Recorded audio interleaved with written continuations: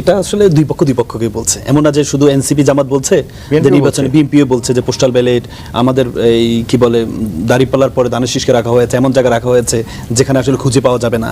কিন্তু এগুলো election engineering হচ্ছে, এগুলো আমি মনে করি একটা রাজনৈতিক ব্লেম। এগুলো আমাদের ওই অতীত চর্চা থেকে আপনি দেখেন, বলে যে হচ্ছে রমজান মাসে শয়তানকে আটকে রাখে, বলা হয় না রমজান মাসে শয়তান আটকে রাখে, কিন্তু রমজান মাসে কি আসলে অপরাধ হয় না? হয়। ওই যে এর 11 মাসের যে এটা টান রেশটা গিয়ে পড়ে হচ্ছে রমজান মাসে গিয়ে পড়ে। তারপরেও তার মানে কি আমাদের এই এত বছরের রেশটা এখনো পর্যন্ত পরিবর্তন, এক পক্ষ আর পক্ষকে বলবে, এটাকে আমি এত গুরুত্ব সরকারে দেখি। এটা বললে একদিকে ভালো, দুই পক্ষ একটু সচেতন থাকে, না এমন কিছু করা যাবে না, আগে থেকে কথা শুরু হয়েছে। আপনাদের ডাকসু ইলেকশনের সময় বলেছে ব্যালটটা নীলক্ষেতে ছাপা হয়েছে, পরবর্তীতে আবার অনেকে বলেছে যে আমরা মেনে নিয়েছি, ইলেকশন সুন্দর হয়েছে। কিন্তু এই যে ব্যালটটা কোথায়, ব্যালট পেপার ছাপা হয়েছে না নীলক্ষেতে, আপনি যখন কাউকে অর্ডারটা দিবেন সে যেখান থেকে ছাপায়, এগুলো তো স্যার তো ভালোই জানি, ইলেকশনের সাথে সরাসরি ছিল। এগুলাকে আমি মনে করি এটা আমাদের একটা গেম, রাজনীতি অনেক বছরে যে পুরনো একটা ধারাবাহিকতা। দেখেন সৌরভের একটা বিষয়, সৌরভ যেটা বললো আমি পুরোপুরি দ্বিমত পোষণ করছি না, একটু দ্বিমত পোষণ করছি। সেটা হচ্ছে উনি বলেছে ইমব্যালেন্স একটা ইলেকশন এবার। দেখেন 91 ইলেকশন কিন্তু সৌরভ নিজের ভাষ্যমতে ইমব্যালেন্স মনে হয়েছিল, কারণ বিএনপি নতুন দল, আওয়ামী লীগের সাথে পারবে কিনা তখন সবাই, এবং কি আওয়ামী লীগের আমি ইতিহাস দেখে আমরা যেটা দেখেছি, বিশ্ববিদ্যালয় মানে কিন্তু একটা দেশের প্রতিচ্ছবি। এই যে পাবলিক বিশ্ববিদ্যালয়গুলোতে যে তরুণরা, এবার বর্তমানে 60% তরুণ ভোটার আছে, এই 60% তরুণ ভোটার কিন্তু একটা বড় একটা প্রভাব ফেলবে কিন্তু এবার এই ইলেকশন। সুতরাং এটা প্রেডিক্ট করা খুব কঠিন যে আসলে ইমব্যালেন্স হবে নাকি হচ্ছে একটা হাড্ডাহাড্ডি লড়াই হবে। আমার কাছে আমি একটা পিটিশন করে যাচ্ছি যে আমার মনে হয় এবার ইলেকশন হাড্ডাহাড্ডি হবে, পরাজয় হলে অল্প কিছুর ভোটের মাধ্যমে পরাজয় হবে। আমি মনে করি এবার প্রায় 1500 জীবন দিয়েছে, প্রায় 20,000 30,000 পঙ্গুত্ব বরণ করেছে। এরা কিন্তু কাউকে ক্ষমতা আনার জন্য করে নাই না। এবার আমি মনে করি এবার নির্বাচনটা বিএনপিকে জিতানোর জন্য না, বা জামাতকে জিতানোর জন্য না, বা এনসিপিকে জিতানোর জন্য না, বাংলাদেশকে জিতানোর জন্য। আপনি দেখেন আমাদের কনস্টিটিউশন আলোকে আপনি যদি চিন্তা করেন, এবার যে নির্বাচনটা হচ্ছে, এই নির্বাচনে কিন্তু আলটিমেটলি আপনি চাইলে যদি বলেন যে কোন ধারা ইলেকশনটা হচ্ছে, কনস্টিটিউশনের কোন অনুচ্ছেদ অনুযায়ী হচ্ছে, সেটা কিন্তু আমরা পাবো না। কিন্তু তারপরও এই নির্বাচনটা আমাদের জন্য আগামীর বাংলাদেশকে তৈরি করার জন্য একটা সবচেয়ে বড় ভূমিকা পালন করবে। এবং দেখেন এই ইতিপূর্বে যতগুলো সরকার ছিল, অন্তর্বর্তীকালীন সরকার বা কেয়ারটেকার গভর্নমেন্ট বা যেটাই আমরা বলি, প্রত্যেকটা সরকারের কাজ ছিল একটা, শুধুমাত্র নির্বাচন আয়োজন করা। কিন্তু এই সরকারের ছাত্র জনতা তাদের হাতে 3টি কাজ দিয়েছে, একটা হচ্ছে নির্বাচন আয়োজন করা, একটা হচ্ছে বিচার করা, আর একটা হচ্ছে সংস্কার করা। আমরা একটা নতুন বাংলাদেশে কি চিন্তা করেছিলাম যে বাংলাদেশে যারা ইশতেহারগুলো প্রদান করবে ওনারা হচ্ছে পলিসি ডিবেট করবে। ওনারা যে বিভিন্ন নির্বাচনী ক্যাম্পেইন, আপনি দেখেন তারেক রহমান সাহেব আসার পরে প্রথম মানে উনি তো এসেছে তফসিল ঘোষণা পরবর্তীতে, যখন সমাবেশগুলো নিষিদ্ধ ছিল, পরবর্তীতে যখন ওপেন হলো রিসেন্টলি, ওনার এর আগের আচরণ মানে আমি মনে করেছিলাম উনি যেহেতু 17-18 বছর একটা সভ্য রাষ্ট্রে ছিলেন, হ্যাঁ বলা হয়, তাহলে আসার পরে আমরা চিন্তা করেছিলাম যে আমার এগেনিস্টে যারা আছে তারা কি পলিসি গ্রহণ করেছে, আমি কি পলিসি গ্রহণ করব। তাহলে মানে ডিবেটটা হওয়া দরকার ছিল আমাদের পলিসি ডিবেট, যে আমি এই কাজগুলো করব, আমি এই কাজগুলো করলে আমাকে আপনারা আসেন। কিন্তু আমরা সেই পুরনো ন্যারেটিভ নিয়ে প্রত্যেকে, আমি শুধু ওনার কথা বলছি, প্রত্যেকে উভয়ই আমরা হচ্ছে সেই পুরনো কাসুন্দি ঘাটা শুরু করেছি যে 71 তারেক রহমান সাহেব 2012 সালে আমি একটা বক্তব্য দেখেছিলাম, আমি এই বক্তব্যটা আমি সেভ করে রেখেছিলাম। উনি বলেছে যে অতীতকে টেনে আমাদের পূর্বপুরুষরা আমাদেরকে দেশকে অনেক পিছনে নিয়ে আসছে, আমরা অতীতের দিকে তাকাতে চাই না, আমরা ভবিষ্যতের দিকে তাকাতে চাই। এই যে এটা কত বড় একটা কথা, কারণ আমরা দেখেছি অতীতকে টেনে টেনে আমাদের ভবিষ্যৎকে চুরি করা হয়েছে এই পর্যন্ত। আমাদের যে বাংলাদেশে আপনি দেখেন আমরা নতুনত্ব কি আশা করেছিলাম। আপনি আজকে আপনি ওই যেখানে ছিলেন ওইদিকে আসেন, আজকে তারেক রহমান সাহেব একটা বক্তব্য দিয়েছে যে আমরা দুর্নীতির বিরুদ্ধে আমাদের জিরো হয়ে থাকবে। কিন্তু আমরা এবারের যারা নির্বাচন করছে, আমরা এই পর্যন্ত 22 জন ঋণ খেলাপি পেয়েছি। সেই 22 জন ঋণ খেলাপির মধ্যে উনি বলেছেন বা ওনার দলের 12 জনের 5,887 টাকা ঋণ খেলাপি। যেই ঋণ খেলাপি নিয়ে এইরা 17-18 বছর ক্ষমতা ছিল না, 22 জনের কথা আমি সবার কথা বললাম, 22 জন মোট, স্বতন্ত্র 8 জন আর এখানে 12 জন। এরা ক্ষমতায় ছিল না, এরা এত হাজার কোটি টাকা আত্মসাৎ করেছে। এরা যদি আবার ক্ষমতা আসে তাহলে কি করবে? আপনি দেখেন ব্যাংকগুলোতে টাকা পাওয়া যাচ্ছে না, এখন ব্যাংকগুলোতে আপনি যাবেন টাকা। দুঃখজনক হলো যে তারা নিজেদের কর্মসূচি নীতি পরিকল্পনা বলার চেয়ে রাজনৈতিক প্রতিপক্ষের বিরুদ্ধে বিষোদ্গার অথবা আক্রমণ, পাল্টাপাল্টি অভিযোগ, এটা এখানেই গুরুত্ব দেওয়া হচ্ছে। অতীতে কে কী করেছে, কার সময় কতবার দুর্নীতিতে চ্যাম্পিয়ন হয়েছে বাংলাদেশ, 71-এ কার ভূমিকা ছিল, তাই অনেকগুলো পুরনো বিষয় নেই। এবং সামনে যে নতুন বাংলাদেশের, আমি কোনো রাজনৈতিক দলের মধ্যে এটা উদ্দীপনা দেখি না। একটা নতুন চিন্তা দেখি না। বিএনপি একটা ধারণা দেওয়ার চেষ্টা করেছে যে তারা নির্বাচিত হলে কী করবে। তাদের যদি সবচেয়ে মানে বুলেট পয়েন্ট বলেন তাহলে একটাই, যে 1 কোটি মানুষকে, 1 কোটি তরুণকে বা 1 কোটি বেকারকে 5 বছরের মধ্যে 4 কোটি পরিবারকে ফ্যামিলি কার্ড দাও, আর হচ্ছে পরিবারকে ফ্যামিলি কার্ড। এখন ফ্যামিলি কার্ডও নতুন না, এমন চাকরিটাও নতুন না। এটাও কিন্তু আওয়ামী লীগ সরকার সেই দিন বদলের তাদের সনদে ঘরে ঘরে চাকরি ইত্যাদি কিন্তু তারা বাস্তবায়ন করেছে কি করে না সেটা অন্য, কিন্তু একই প্রতিধ্বনি। নতুন এখানে 1 কোটি তরুণের চাকরির কথা বলেছে, তো সে চাকরিটা কিভাবে হবে তার কিন্তু রূপরেখা এখনো পাইনি। হয়তো নির্বাচনী ইশতেহারটা ঘোষণা করলে হবে। জামাত ইসলামের পক্ষ থেকে যেটা বলা হয়েছে, জামাতের নির্বাচনী কৌশলটা অনেকটা আত্মরক্ষামূলক। সেটা হচ্ছে যে আমরা এটা করব না, অর্থাৎ জামাত ইসলামী সম্পর্কে যে জনমনে যে ধারণা আছে, বাইরের কূটনীতিকদের বা বন্ধু রাষ্ট্রের যে ধারণা, সেই ধারণা যে সত্য নয় এটা প্রমাণ করার জন্য জামাত ইসলামী বারবার ব্যাখ্যা দিচ্ছে, যে কারণে ইসলামী আন্দোলনের সঙ্গে বিরোধটা লাগলো। হ্যাঁ, সেটা শরিয়া আইন তারা বলছে তারা শরিয়া আইন অনুযায়ী করবে না, রাষ্ট্র পরিচালনা করবে না, তারা প্রচলিত আইন অনুযায়ী করবে। তাহলে এখানে তাদের যে গঠনতন্ত্রে কিন্তু আছে আবার যে ইসলামী অনুশাসন আইন, এটাই তারা বাস্তবায়ন করবেন। আর সৎ লোকের শাসন, এটা সবাই বলছেন। দুর্নীতি এই নির্বাচনে একটা বড় আলোচনার বিষয়।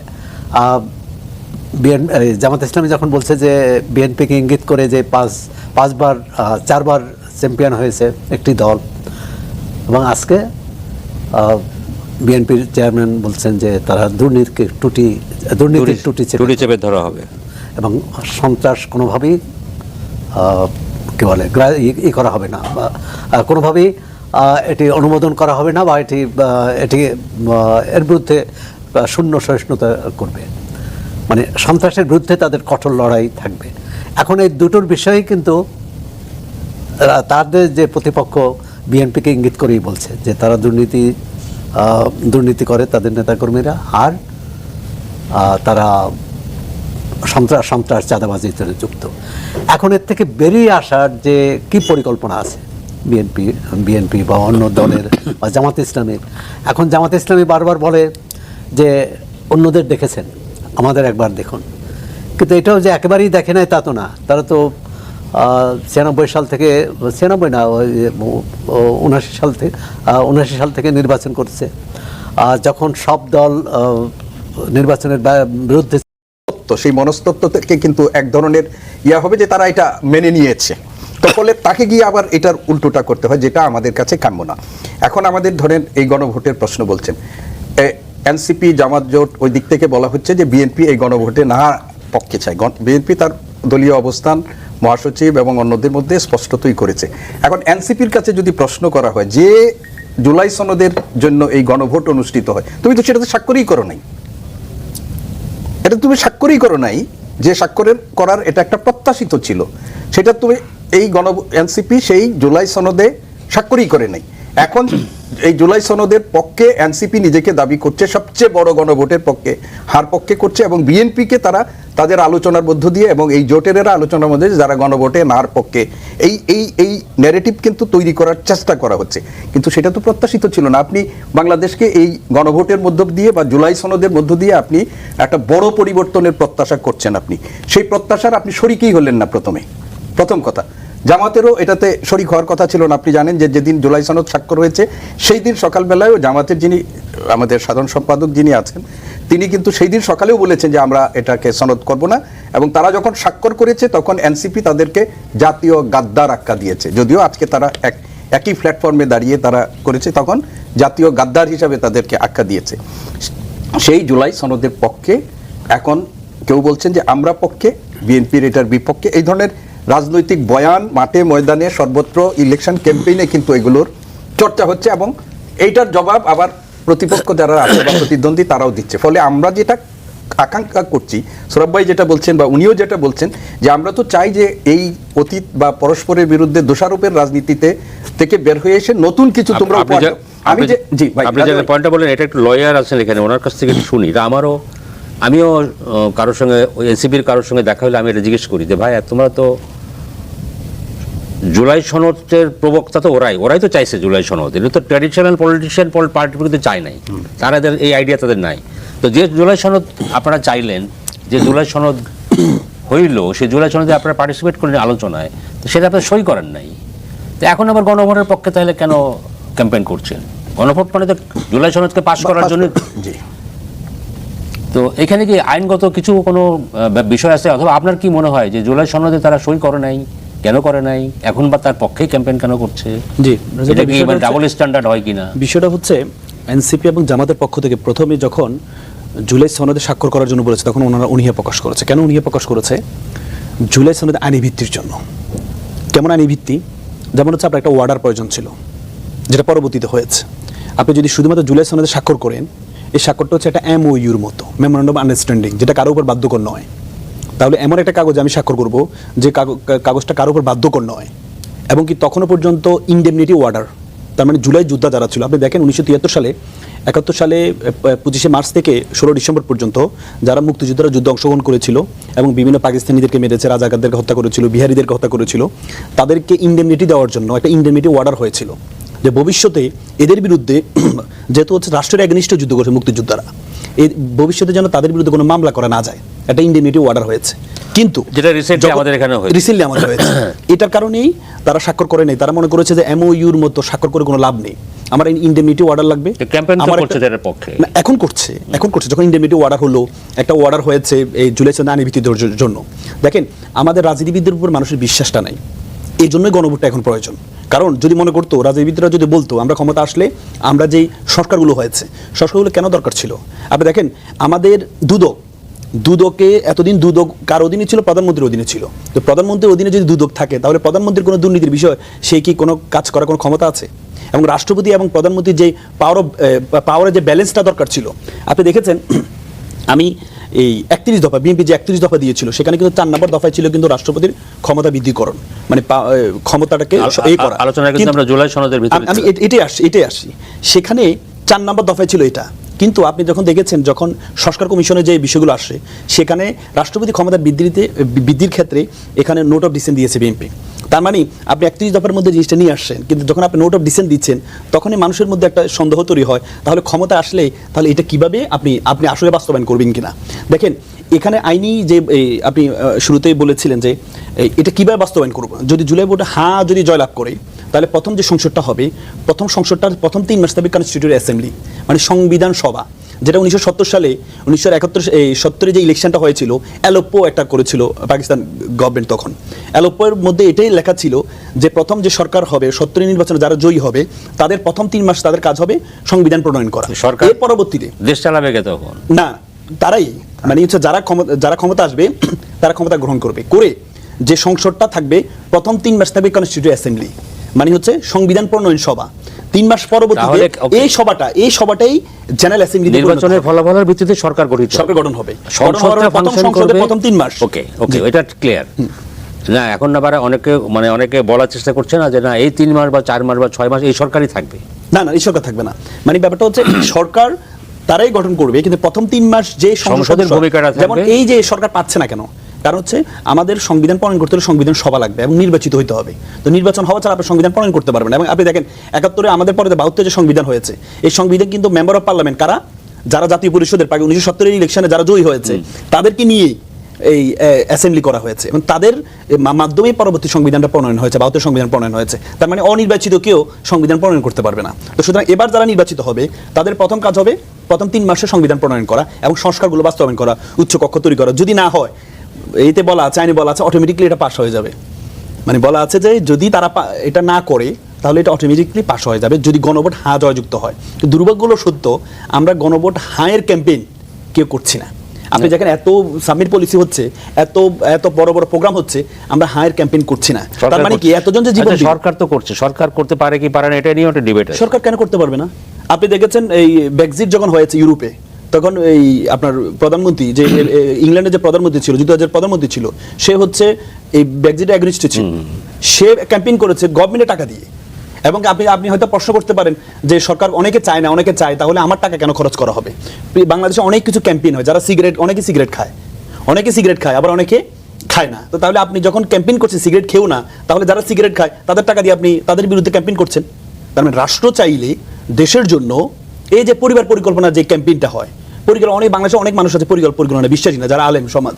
এখন আপনি যখন এখন ক্যাম্পেইন কোনো করছেন campaign তাহলে তো এই সরকারের টাকা দিয়ে তার টাকা দিয়ে তার বিরুদ্ধে আপনি ক্যাম্পেইন করছেন, না ওকে, এটা সরকারও বলেছে যে না ওনারা করতে পারবে। এনসিপির প্রসঙ্গ না এনসিপি সর ভাই? এখন কি জুলাই সনদে সই করার সময় আছে? না সই তো এখন এটা ইম্পর্টেন্ট না। না, কিন্তু- যদি আপনার গণভোটটা যদি হ্যাঁ জয়যুক্ত হয়, কে স্বাক্ষর করলো কে স্বাক্ষর করলো না, এই যে সংস্কারগুলো আছে এটা অটোমেটিকলি হয়ে যাবে। আচ্ছা, প্রথমত হচ্ছে একই সঙ্গে দুটি নির্বাচন নানা সমস্যা তৈরি করছে। ইতিমধ্যে তো আমরা দেখলাম যে কি বলে পোস্টাল ব্যালট নিয়ে কেলেঙ্কারি হয়েছে।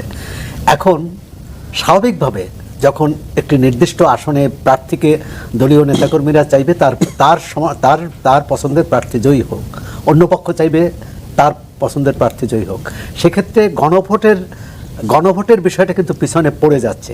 এমনকি যারা বলছেন যে তারা গণভোটের পক্ষে, অর্থাৎ রাজনৈতিক দলের, আর আমি মনে করি এই সরকার যদি তত্ত্বাবধায়ক সরকারের মধ্যে দায়িত্ব পালন করতেন, অর্থাৎ সরকার কোনো পক্ষে না, সরকার একটা উদ্যোগ নিয়েছে এবং এই জুলাই সনদ কিন্তু সরকারের নয়, জুলাই সনদ হচ্ছে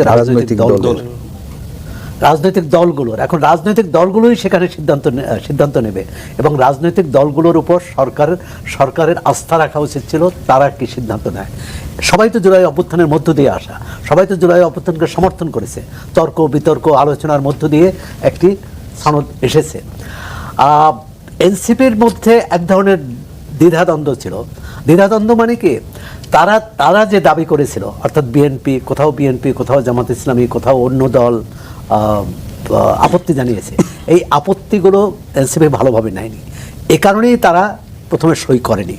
কিন্তু এখন ধরুন বামপন্থী দলগুলো তারা এখনো গণভোটের বিরোধী, বিএনপিও গণভোটের বিরোধী ছিল এবং জুলাই সনদটা যদি বলি যে এক ধরনের আপোস রফা হয়েছে। জামাত ইসলামী এবং তার মিত্র দলগুলো চেয়েছিল গণভোট হবে জাতীয় সংসদ নির্বাচনের আগে, বিএনপি বলছিল জাতীয় সংসদ নির্বাচনের পরে। যে প্রশ্নটি যে কথাটি বলেছেন, জাতীয় সংসদ ছাড়া সংবিধান প্রণয়ন করা যাবে না, এখন জাতীয় সংসদ ছাড়া গণভোটও তো অনুমোদিত হবে না। যদি জাতীয় সংসদে ধরুন এমন একটি দল জয়ী হলো যারা এই গণভোটের হায়ের পক্ষে নয়, তখন কি হবে?